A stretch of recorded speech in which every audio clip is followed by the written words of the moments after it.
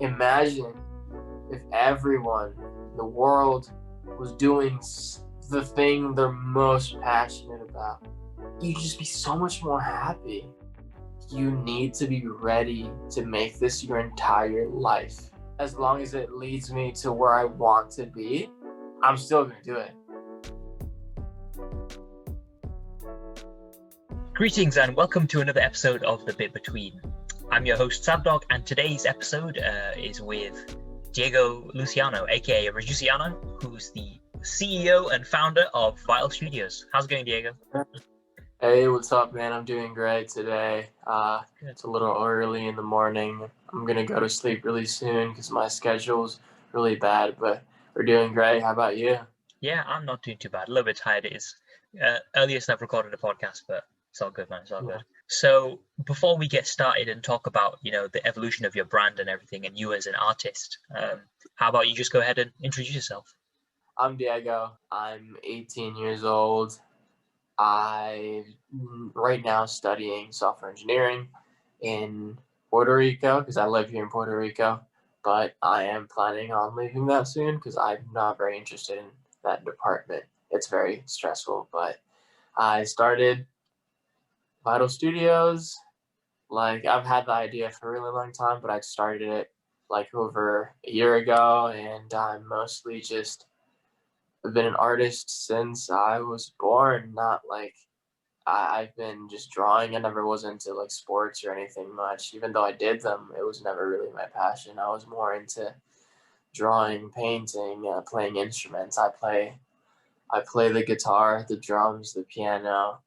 I used to sing when I was a kid, and I still could if I tried. And I draw, I paint, and then I do digital stuff, animation, and all that. So it's just been something that's been with me throughout my entire life. So it's pretty fair yeah, to say you've always been creative and artistic. exactly. And my grandfather was the one that gave me the ideas to start just businesses and making money and just like capitalizing off these talents, which I mix both, and here we are today. Yeah. So let's just rewind a little bit before Vital Studios. What was it like growing up in Puerto Rico? I have never met anybody from Puerto Rico, so. It was mostly just your average life. I used to go to a private school, which private school sounds like pretty big over there, but in Puerto Rico, it's like kind of like the norm. So you just go to a private school, and I was in a bilingual school, which is why I speak English like this. It's been like, even though Spanish is my first language, English is something I've like spoken throughout my entire life, so that's why I can speak it. And it was great. I don't have any brothers or sisters. It's just me, and it was overall a very pleasant and enjoyable life. I've had like my friends who are still with me like after school and are in the Discord, the Vital Studios Discord as well, and have kind of incorporated themselves with the community as well, which has been super nice. And overall, it was just a really nice and pleasant childhood, which is a really good thing. I'm glad to say that because unfortunately, not everyone can. Yeah. So let's kind of talk about the beginning of Vital Studios. You said that your granddad kind of got you into wanting to start a business and use all these talents. How did that end up becoming Vital Studios? Well, when I was around 11 years old, I used to play a ton of Minecraft. Like, even before then, I used to play a ton of Minecraft. But I had this friend called Alexis, and he got like a cracked version of Photoshop. And he was like, bro, I'm making these profile pictures for these people on the server, and they're paying me like $10. And I was like, what? Like, that's like a whole donation rank for one of those servers. So I was like, shit, like, give me that link. And he gave me like a link for Photoshop CX6 back when I was like 11, yeah. And I just started learning how to use Photoshop like on my own, like just watching videos and kind of just fucking around with it. I still have the first ever logos I made somewhere around there. And that was like a very first introduction to like digital art. And after that, I kept just like really developing my skill throughout the years until when I was 14, 15 years old, I was reselling like sneakers, like Yeezys and stuff like that, which was like the thing back then.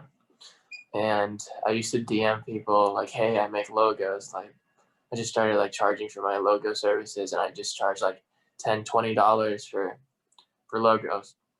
And I DM like hundreds of people every day, like, hey, I make logos. I'll make you one for $10, and it'll be great.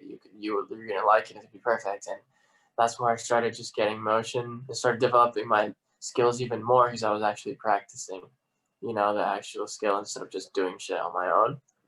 And I eventually started working for bigger like companies in that same area. Like I started developing like interfaces for programs. I used to buy sneakers like bots automatically. I started developing like websites and just stuff that was much bigger until one day, like one guy on Discord coached me. He was like, hey, so we have this brand we're starting, and I don't really remember the name right now. They were like, I want you to design some hoodies and some shirts for me, and we'll pay you and we'll use them, and it'll be great. And I was like, yeah, sure. This was in like 2017, around that time.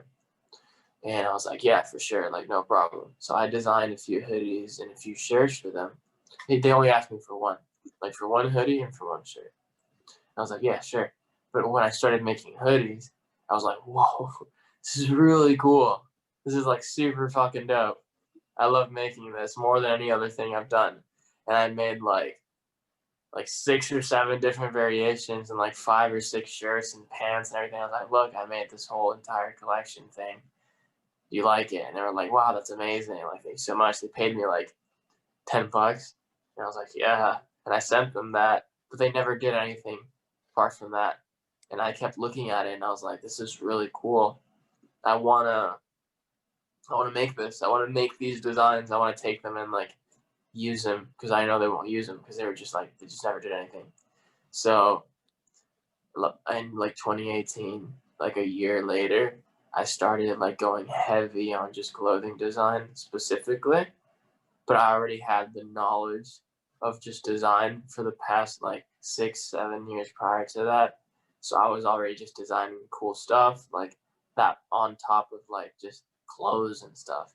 And I didn't have any knowledge of any brands. Like I didn't know anything about clothing brands at all. I didn't know. I wasn't like in the Instagram brand community back then. Like none of those really existed. So I was just doing stuff that I thought looked cool, And I just started designing. I started making stuff, and then I started looking for manufacturers back then, like 2018. And it was a really long process, and I could never just find anything, so I just stopped doing it. And I kind of left it open for like, just like on a pause for a few months. And then comes 2019, like the beginning of 2019, I take all these designs again because I saw some Puerto Rican brands that were starting, and I was like, yo, these are really cool. And I DM'd one of the owners of the clothing brand, and I was like, hey, can you tell me guys what manufacturer you use? And they're like, yeah, for sure. Just come over to our store. We'll get it sorted. I came over to the store. They told me their manufacturer, and I started making my first samples. And that was already like the beginning of 2019. Fast forward, me losing $600-$700 in sampling 4 different manufacturers. They could never get my first design made. It was too complicated for them to make. It was the first contrast stitch hoodie that I have over it. It's in the bed right now. That one. That's the very first one I made, and I flew to LA to go to ComplexCon, but also to visit a manufacturer so I could see how the process was and like talk to them about it. And I got ghosted in LA by a manufacturer, so it was like a tough like few months to find someone who actually did it. But at the very end, my friend Ashton Alex gave me his manufacturer. I started doing it. They perfectly like made it.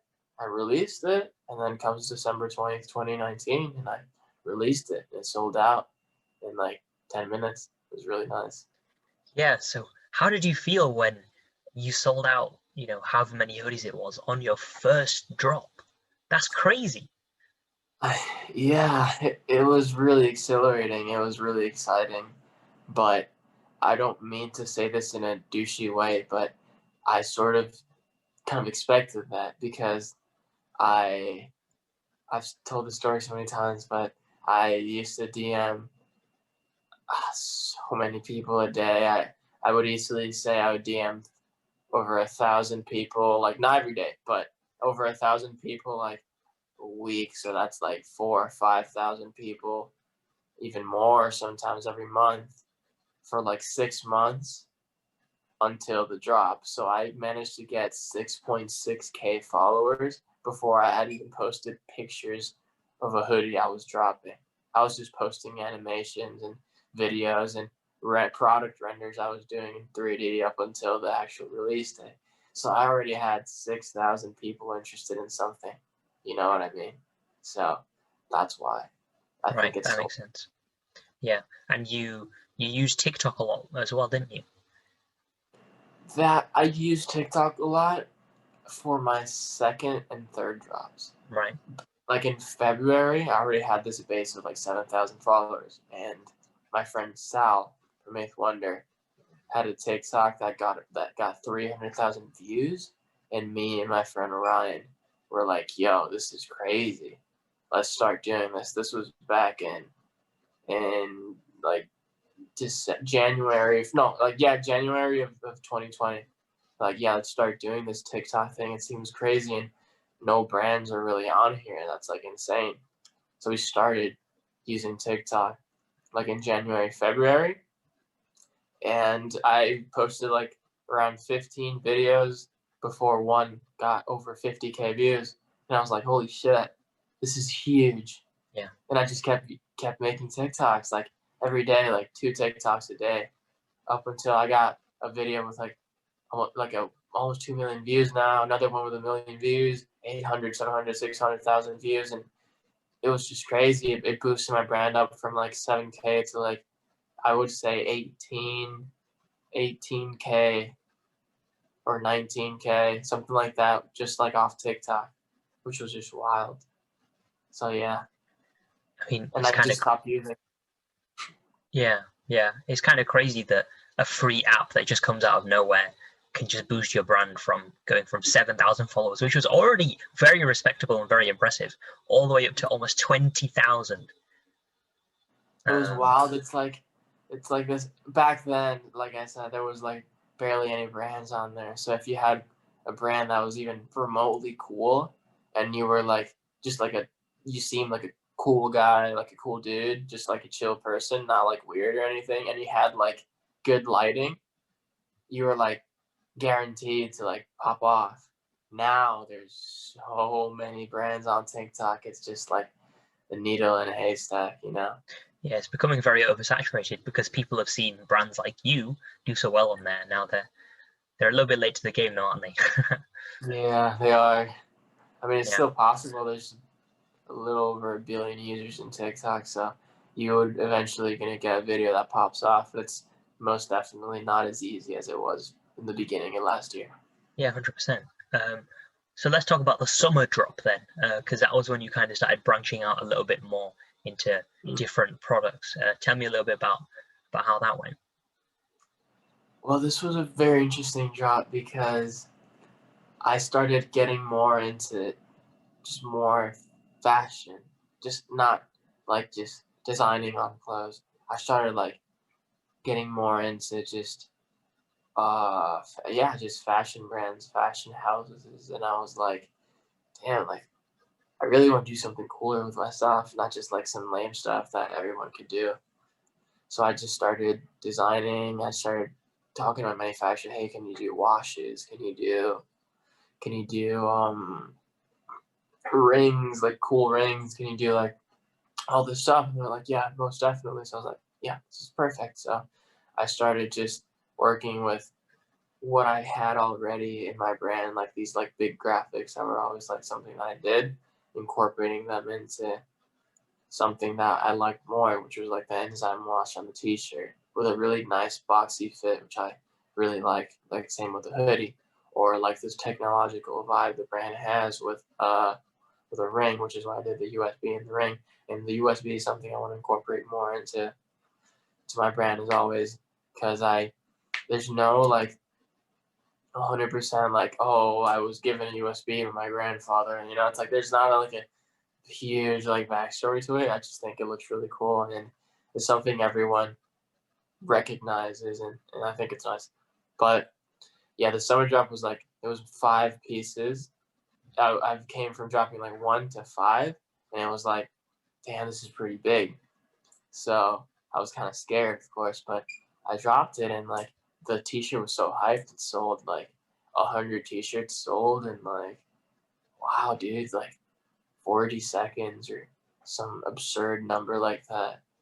And like everything else, the rings sold in like a minute, but everything else sold out in like 2 3 minutes, and then the shorts took longer. But it was just absurd to me, like how that sold so quickly. How And did you it was, how did you feel when you started seeing so many people like really want your products to the point where like you must have had a lot of people on the website at that point? yeah, there was I don't know the exact number, but there was like hundreds of people on there, and I was thinking like, wow, this is hundreds of people. Like imagining this in like in a room, like wow, there's like 3 4 500 people just like waiting for like someone to raise a curtain. You know what I mean? It's like this is a theater.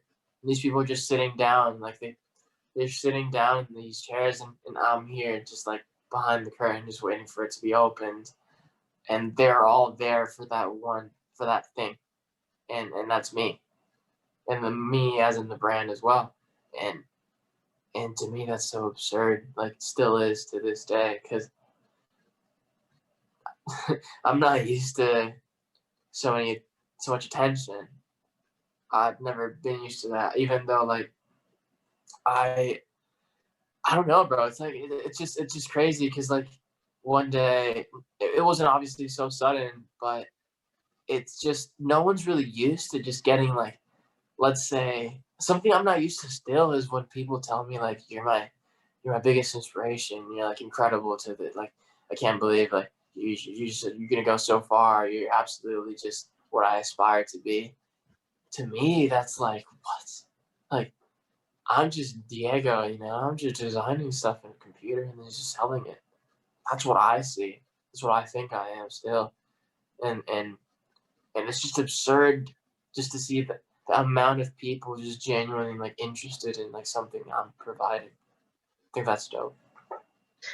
But from my perspective, I see a young kid with a lot of determination, a lot of perseverance. You must have had a lot of rejections when you were DMing people. You must have had a lot of failures, as in failed products that didn't even go forward. You've just kept at it and stuck at it whilst being at college, studying something that you're not too keen on, and you've managed to almost kind of make a living and make a name for yourself in the industry that you want at 18 years old.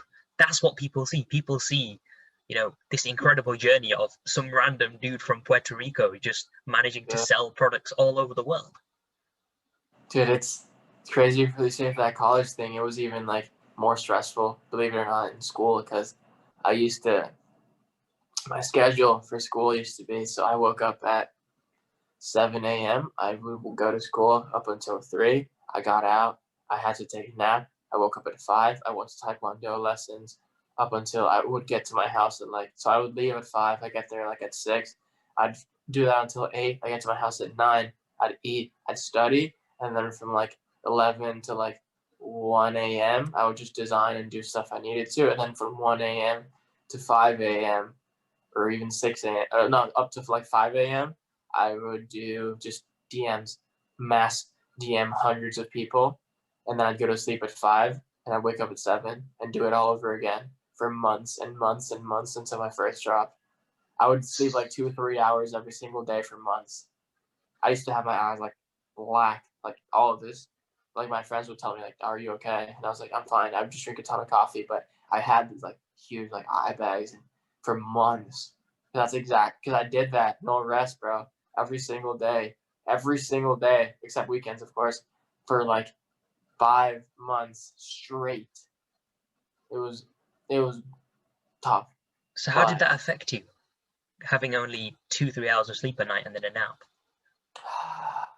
I would be very sleepy during school, of course, but I'm safe to say I developed a very strong coffee addiction during that time.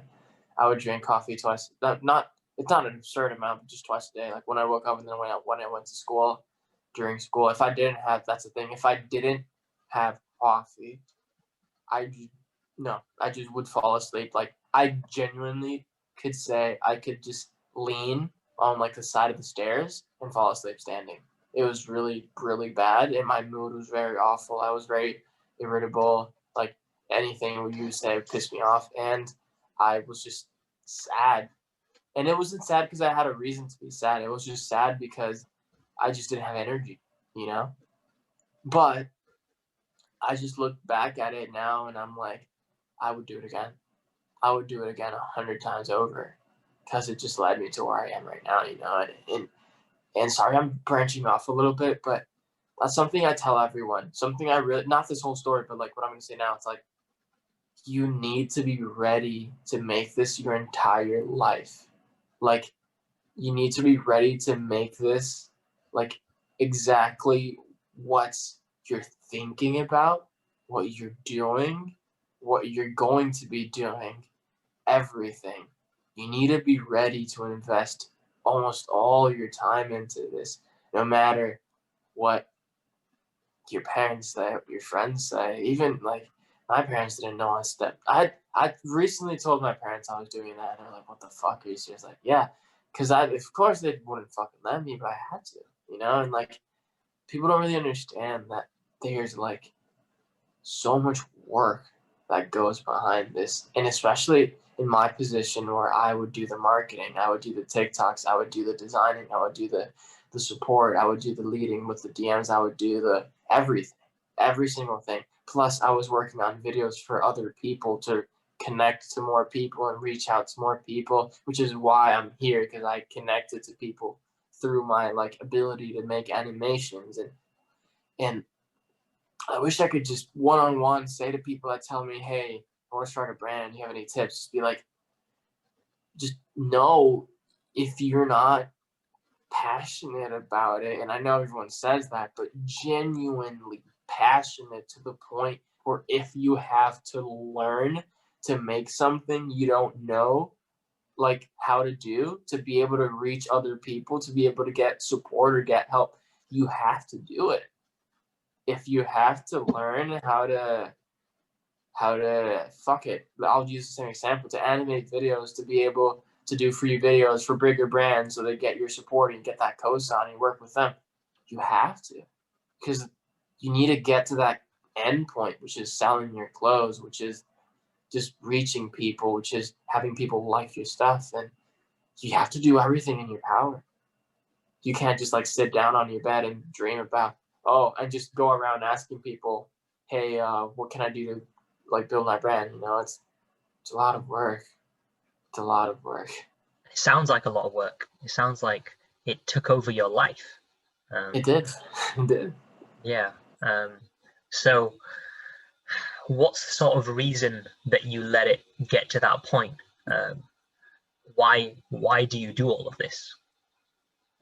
I just wanted my clothes to sell. It's simply like that's the shortest answer possible. I just wanted to sell. I Mm-hmm. was just like, because I was like, this is a dope hoodie. I know this will sell. I'm aware this would sell. And that's another thing. I'm gonna branch out really quickly. Go for it. Go for it. If your stuff is ass, like don't try to convince yourself it's good because you designed it. Like like I designed it. I thought it was really nice, but I asked like everyone, like my parents, my friends that don't care about fashion, my friends that do care about fashion, everyone. And the general like answer was like, yeah, it's really cool. So I was like, this is a dope hoodie. I know it's going to sell. How in the world am I gonna get this in people's eyes? Because my thoughts were like, if people see it, they're gonna buy it. That's not a that's not a question. Like they're most definitely gonna buy it. But I need people to see this. So I was just having it take over my life because I was like, I need as many people as possible to see this because then as many people as possible are going to buy it. So I did that. That's what took over my life. I was just making sure everything. I was doing everything. Bro. I was like, damn. I was using different apps, different platforms. I was spamming people with likes back then. I was mass viewing people's stories manually. I was liking people's, like, I was doing everything to make sure people see, like, what I was doing, because I already knew it was dope. So I was just making sure everyone saw it so they would buy it. And they did, you know? So that's why I took over my life, because I needed to make sure this was a viable option for me. Because I was like, this is what I want to do in my life. So I need to make sure this goes well so I can keep creating, because this is what I want to do, you know? So yeah. So you made it happen, basically. Exactly. I was like, I'm going to sell this hoodie because I need this hoodie to sell. So it sold. Yeah. You know? Yeah, that makes sense. When it comes to designing and being creative, how do you deal with getting into a creative rut or writer's block or things like that? That's tough, because Diego of 7 months ago is different to Diego now. Diego 7 months ago would tell you, just outwork yourself, you know, like just keep going, just keep doing it, keep writing, keep like designing, keep doing shit until you just figure something out. And it worked for me back then, and it does work for some people. Just keep fucking going. But Diego now would tell you, like, disconnect entirely, like, and do something you like doing. Like, when I'm really confused, when I'm really like just like blocked, like very recently, I was just not having any ideas for designs. I was like frustrated. I was like, fuck, I don't know what to do. I started playing Cyberpunk 2077. Super awesome game. And I had a mentality of not, okay, I'm going to do this for my brand because this looks nice. I was just playing the game without thinking of anything except playing the game. I played it for like 2 weeks straight, like a fuck ton. And after playing it, it wasn't that I was just my third eye had opened and I just knew what to do. But I had all this like information, all these variables in my mind of all these things I saw in game, you know, all these things, all these ideas, all these cool like buildings, all this architecture I saw in this game. And I was watching a movie with my mom, and I was just like about to fall asleep. I was just watching it, and I just had like so many ideas surged to me, and they were all related to like cyberpunk type of thing. So I was like, fuck, this is like good. I just stood up, I started doing it, and I've designed like 13, 14 things so far for some future stuff. And it just came to me like watching a movie. So it wasn't even while like playing the game. It was just like I had this information in my mind that just decided to like bring itself to me in the form of like clothing like a few days later while I was just watching a Christmas movie. You know, it's like, do something you enjoy and don't expect anything from it. Just do it. You know, just go out with your friends and play basketball or just go to the beach, and you can find inspiration in the strangest of places, really. Mm-hmm. So it's just taking a break, you know? Yeah. So you kind of have to have hobbies and interests elsewhere as opposed to just kind of pushing through it.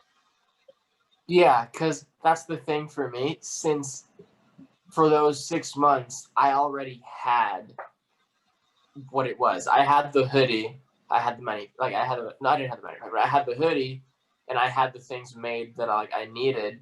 So I already had all the creative process done.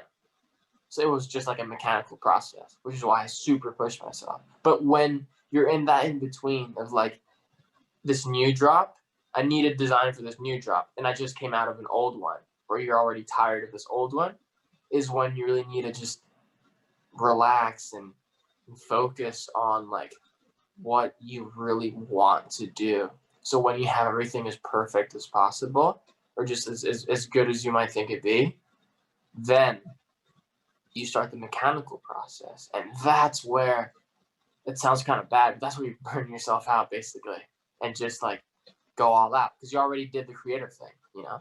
So yeah, I think the most comparable thing for me would be when I'm doing my stuff on YouTube for the podcast and for my own channel. Like when I'm doing stuff for the podcast, it's relatively mundane. Like it's nice to relive the conversation, but like all the editing that I have to do, and all the stuff that I have to like chop it up and put it onto social media or things like that gets quite boring and quite mundane because it's just doing the same thing over and over and over again.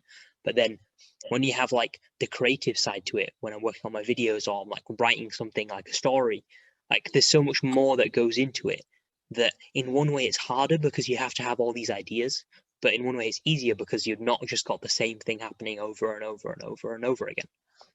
At least for me, when I'm doing mechanical stuff, I really like.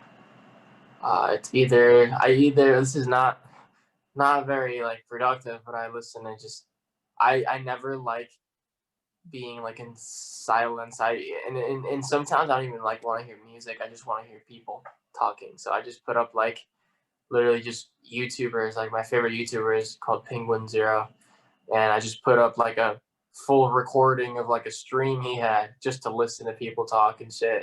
And other times I put on like something that's really interesting. I just put on like just videos of like mysteries of the world, like or like some stuff about like this book called the Codex something, I forgot the name, and it's similar to the Voynich manuscript. It's like a book that's like not decipherable, and then there's just stories about just medieval times and just a lot of really cool things. That's like what I mostly listen to when I'm just like doing stuff like mechanical stuff. I just listen to interesting stories, I guess, because since I like to treat Vital as like a storybook, I think listening and just consuming like stories as much as possible really helps like shape what I want it to be.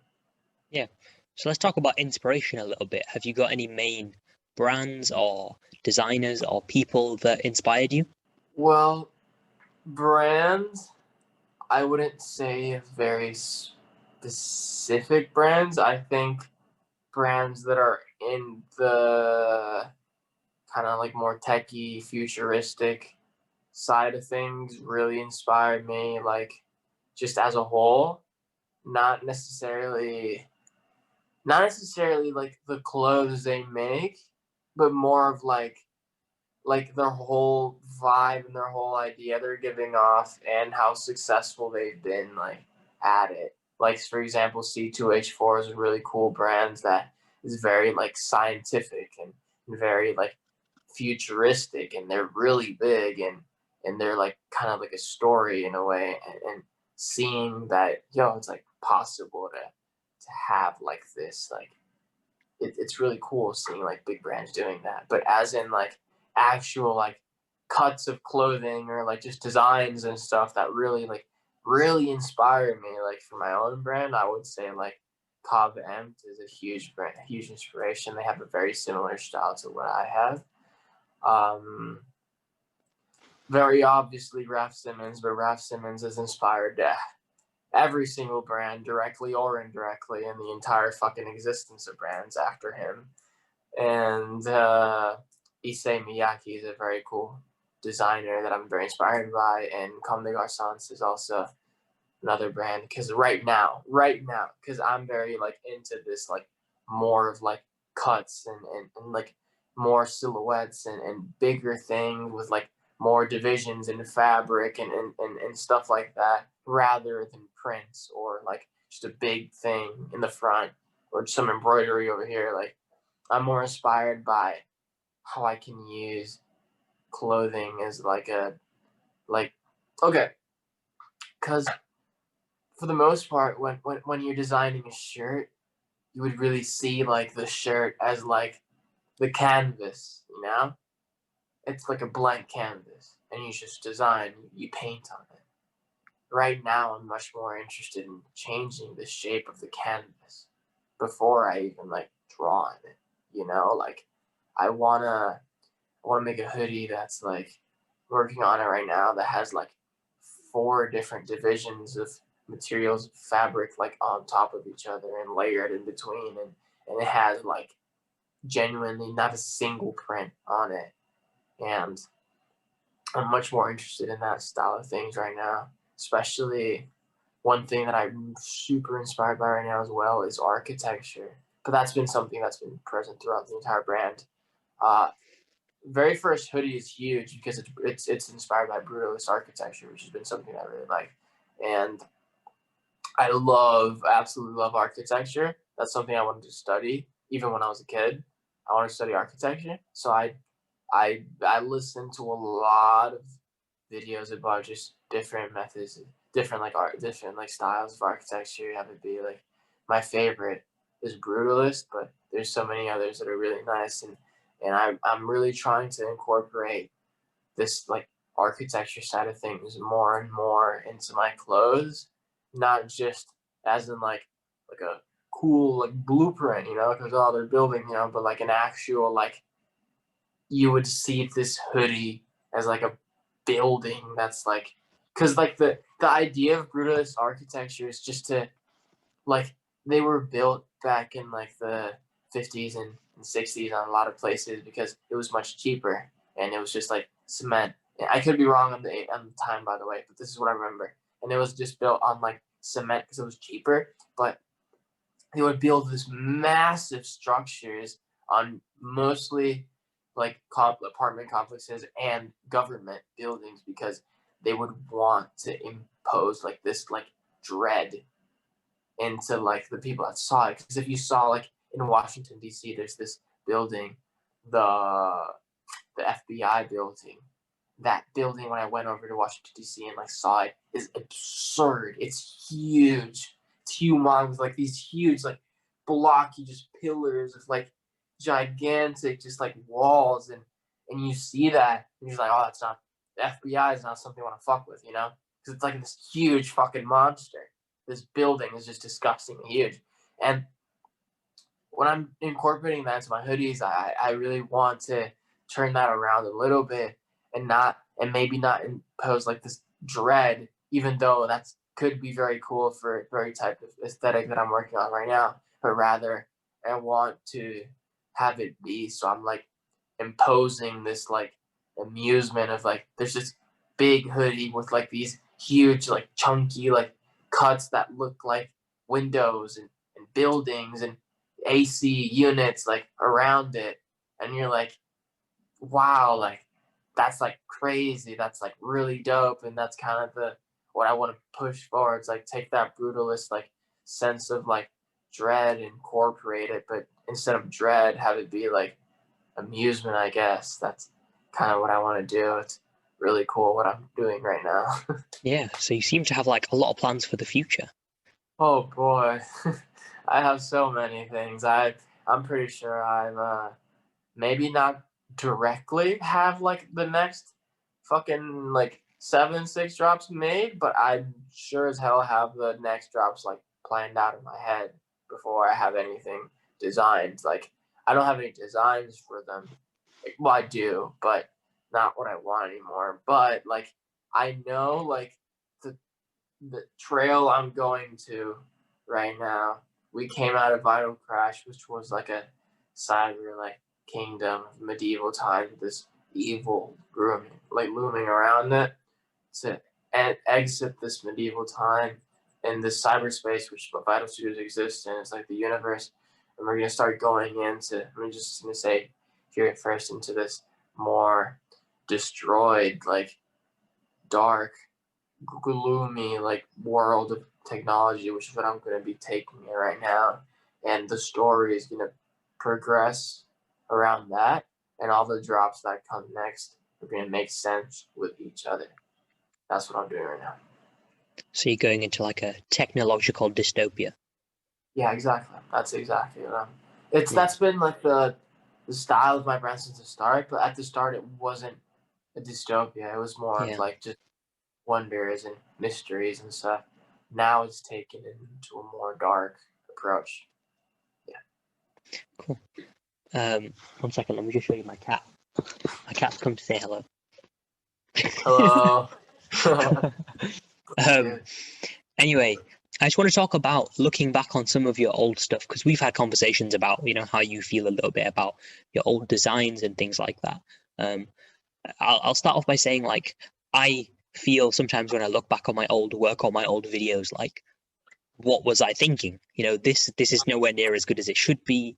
This is wrong with it. This is wrong with it. But I still try and keep it up. I still try and let people see it because I want to feel genuine. I want to feel like I'm not hiding like my past from people, and I want to feel like, you know, even though there's something that's imperfect and that I could definitely go back and improve now. At that point in time, I felt like that was ready to publish, that was ready to be released into the world, and I did it. You know, Jack Conte, who's the CEO of Patreon, he always says that like creative projects, they're never finished, they're just published. There's no such thing as finishing a creative project. You just get to the point where you're like, okay, this is ready to publish now, and that's kind of how I see my work. So when you look back at kind of your older stuff, your older designs, older drops, and just kind of work that you've not seen for a long time, how do you feel about it? What sort of relationship do you have with your older stuff? I was talking to my dad about this very recently, which is nice, like cool of you to bring it up. There's a lot of stuff I don't like anymore. The shorts I released like in summer. This was summer, which was like 6 months ago. I would not release those anymore. I think they're pretty. They're just like my eyes right now. I'm like, wow, those shorts were cut and sewn. Those shorts were cut and sewn. There was no blanks. I was like, fuck.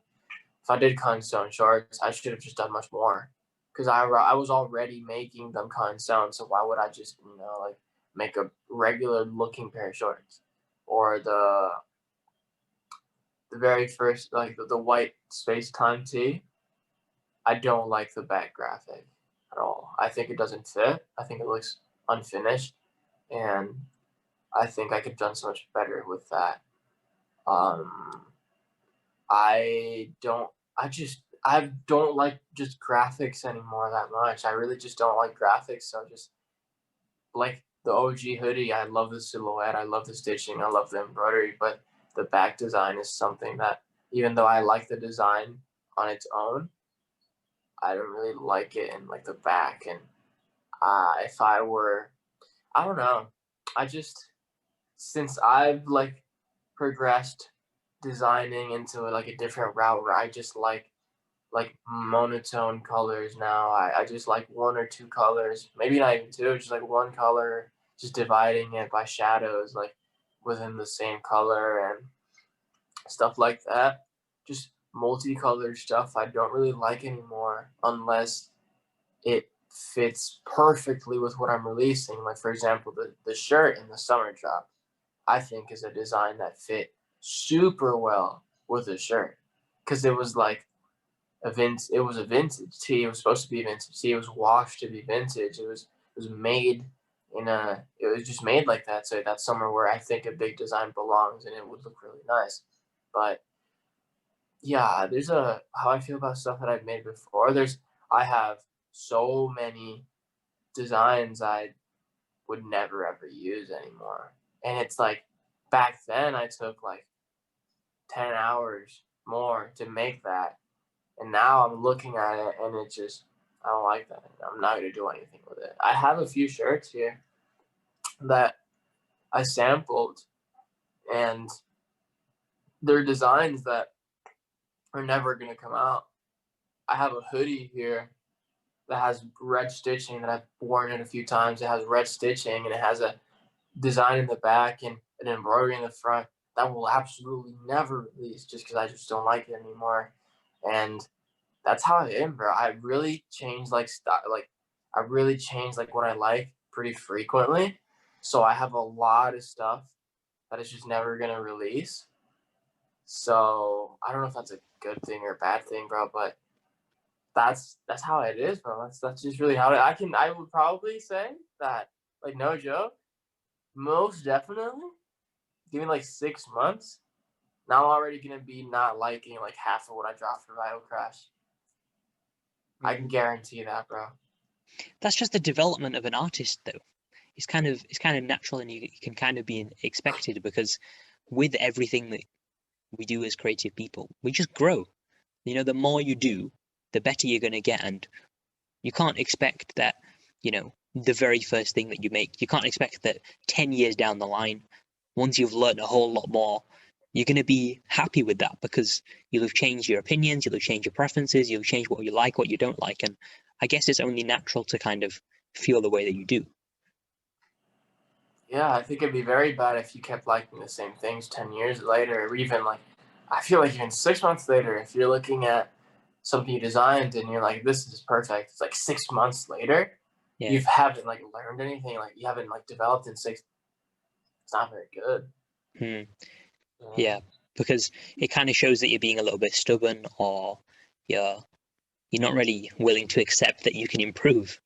You started off doing a lot of things for free, you got the exposure, you networked. However, you've got to a point where, you started charging for your stuff, you started charging for your videos, you started charging for your clothing and things like that. And obviously, with that comes profit, with that comes money. How do you think the money side of things has changed you? Well, it most definitely has changed me. I used to be worried about, like, for example, I don't want to say exact numbers, but at the beginning of this drop of this year, I had like my first drop. I can say numbers for my first drop. That was so long ago. It was fine. Like I only made like for the t-shirts in like February. I only made like $800 like to pocket. And like with this recent drop, I actually can't say numbers there, but I can say that like I managed to buy my mom a diamond necklace. It's like a real diamond, and like all through making art, and that's really cool. But I guess how it has changed me, I would say, is just that it has opened up the possibility of this being a real thing, like a real thing in a way. Like hey, I made a lot of money. I can live off this. I can continue to do this. I feel much safer now, like being like, okay, this won't fail as quick as I might think it would have done before. Like this is a viable method of making money and living alone, moving out. I'm planning to like live for a month in LA with a few friends like this year, and that I would have never thought that would be possible. Like a few months ago, I'm planning on like going with them to Tokyo as well and some stuff like that. And like those are experiences, adventures you're gonna have like all through like money. And I think money really, if you're, wow, okay, if your main goal is money, I think money corrupts. But if your main goal is outside of money and you start getting money, I think you're just gonna become better at what you do. That's what I think. I'm could be wrong. I could be right. I could be in between. But I think if your main goal is just money completely, it won't be as beneficial as if you want to use that money to just boost yourself and really just work towards your goal even harder now. So yeah, I guess it has changed me, and just knowing that this is a real thing that I can do for my life, I guess. It's kind of tough for me to kind of think about that because I've never made any money with my art, basically. Yeah. And so I have no idea how it is going to affect me. I have no idea what it's going to be like if or when I do, make some money from that. So it's just difficult for me to think about that because I'm so far away from that at this point. Like I've only Yeah. really got started on my journey, and I don't really think about the money side of things so much. But Exactly. I'm trying to That's yeah, I'm trying to just develop myself as an artist, develop myself as a creator, and hopefully with that, money might come. sometimes yeah, no, that's not no, that's 100% true, and that's a good mentality to have. But what I was gonna say, was that sometimes money does blur your vision sometimes though, because I've caught myself like thinking like, hey, I'll make this shirt, it'll be pretty simple, I can sell this for a lot, make a lot of money, maybe I could cut corners on this. But then I'm like, hey, like if I was telling this to myself like 6-7 months ago when I was doing my first hoodie, making fucking no profit off it, I just wanted to bring a unique and new piece to the environment, would I be approving myself for that? I'd be like, no, absolutely not. So I just scrap this and go back to like my main thing. Sometimes when you start making money, obviously you want to make more money. So you start cutting corners and you start doing stuff to make more money. And to a point, you kind of have to. Obviously, like at the end of the day, this is a business, and a business has to make money. But I think there has to be that balance between like making money, but also just doing what you love. So again, just reiterating, I think money has changed me positively, and it has given me, I guess, like a safety net of like, wow, I can actually do what I want to do for a living. And that's like amazing, I think. So before we kind of wrap these things up, there's a few questions that I like to ask all of my guests, kind of like quick fire questions. So we'll go ahead and do that. Okay. So the first one is, what do you think it is that sets Diego apart from everybody else? I think for me, it's like if like I'm gonna find a way to do something. Like I'm gonna find a way to do it. Like that's the most I could do it. If I say, look, I wanna make like no, let's even say I wanna reach this person. I wanna talk. I wanna work with this person. I'm going to, like have it be going through that person's following, finding someone that they follow, going through that person they follow's following, then go to that person, start working with that person for free, then work for the, and then develop a friendship with them for like 2 months to the point where they can introduce me to the other person, do the same thing, and then introduce me to the person I originally wanted to work with, and it takes me 6 months. I'm still going to do it. I think I'm going to do everything possible as long as it leads me to where I want to be. I'm going to do everything I have to get to that. That's why I did so many free videos for so many people. I did free videos for Rancid, Half People, War About Youth. I was gonna do something for Menace and do something for so many fucking brands that were like really big back then. And it was for free. I wasn't getting paid. I was just getting like exposure, and ultimately it all led to where I am. So like I said, I'd do it again. So yeah, something that distinguishes me, I guess, is like if I don't know how to do something, I'm gonna learn it. If I need to learn it to get to where I want to be, so I'm just gonna do everything I can. Yeah. Yeah. On a little bit of a quick tangent, you said that you kind of work with one sort of person in order to get to another. Do you not think that that's a little bit like using them first 2 or 3 people in order to get to that other person? I wouldn't look at it like that, though. I think I phrased it in the wrong way, most definitely. But for example, I wanted to get to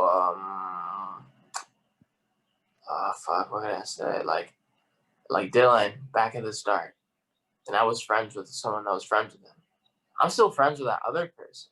I still talk to them regularly, and I also talk to Dylan. I don't like leaving people like just ghosting them. I talk to everyone.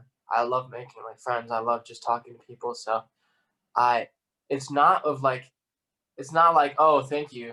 You like thank you. I did this video for you. Okay, bye. I'm now friends with 3 people. Yeah. With this person's friends, with this person's friends, and with the original person.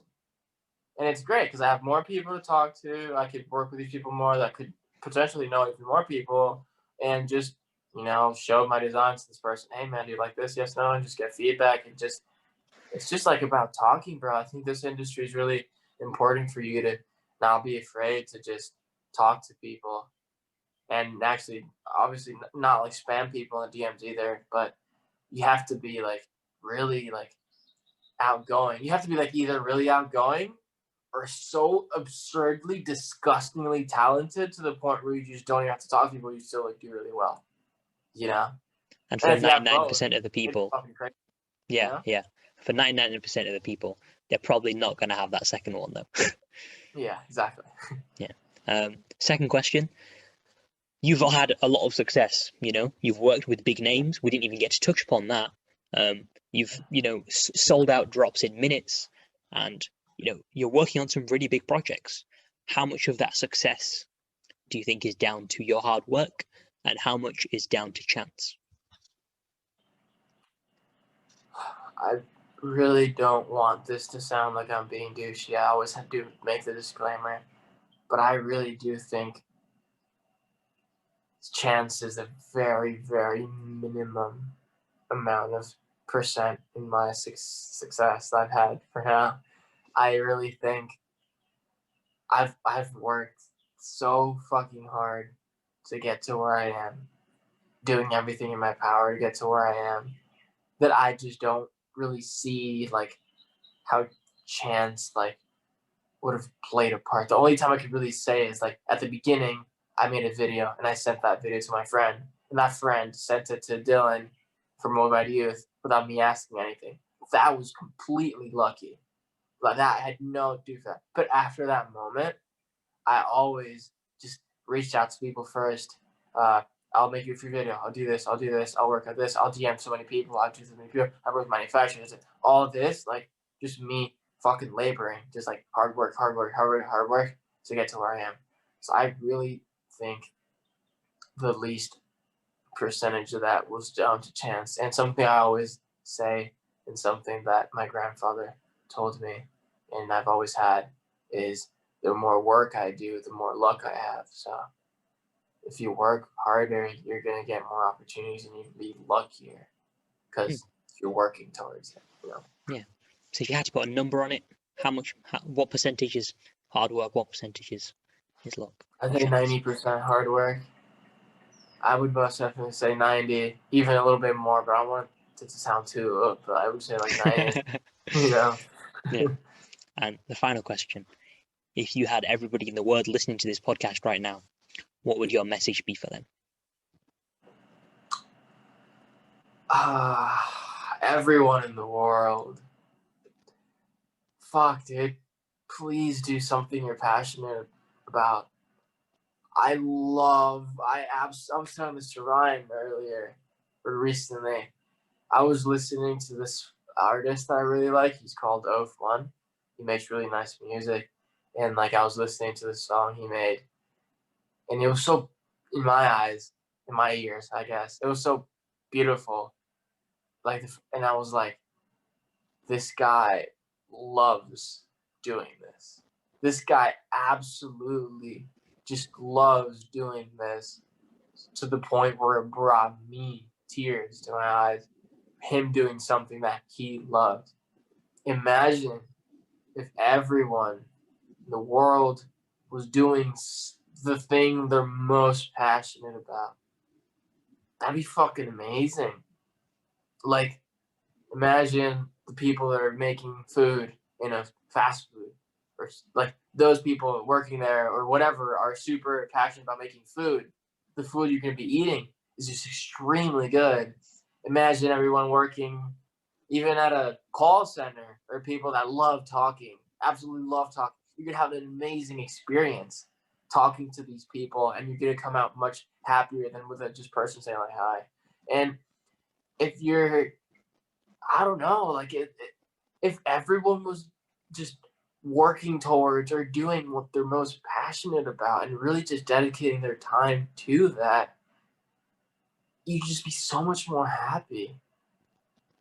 So I would just say, just go for it. Like, do what you're most passionate about. I'm so in love with art, not just clothing, as art.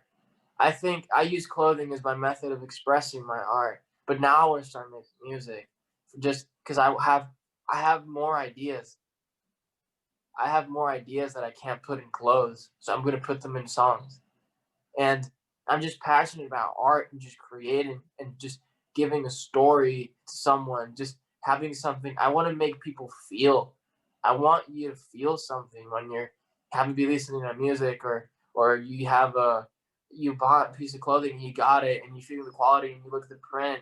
I want you to feel like when you're watching my videos, my animations, I want you to get goosebumps. I want you to feel like you're in there. I want you to see this, hear the sounds, hear the lightning or like the crumbling of the earth, and really feel like, wow, someone that loves doing this made this, and I'm watching this firsthand. I want that feeling to be like with everyone. Imagine if everyone that was starting a brand had an absurd passion for it. You'd be seeing so many more beautiful like pieces of art out there instead of just more just random like stuff to make money. And I really think if you're super passionate about something, just go for it, man. Diego, that was beautiful, man. That was a really beautiful message. Thank you. If people want to find your work or want to work with you or something like that, where can they find you? Well, please hit me up on at Luciano or at VitalOSJ. I will most likely answer you on Vital first because I'm being extremely active on DMs right now. You could also email me at vitalosjcontact@gmail or LucianoDiego3@gmail. Or if you want to be updated with the music I'm going to start doing now, you can follow me at Awaken on Instagram. Nice. Awesome. Well, thank you very much, Diego, for coming on the podcast. No problem, bro. I'd love to be here. I love talking about this stuff.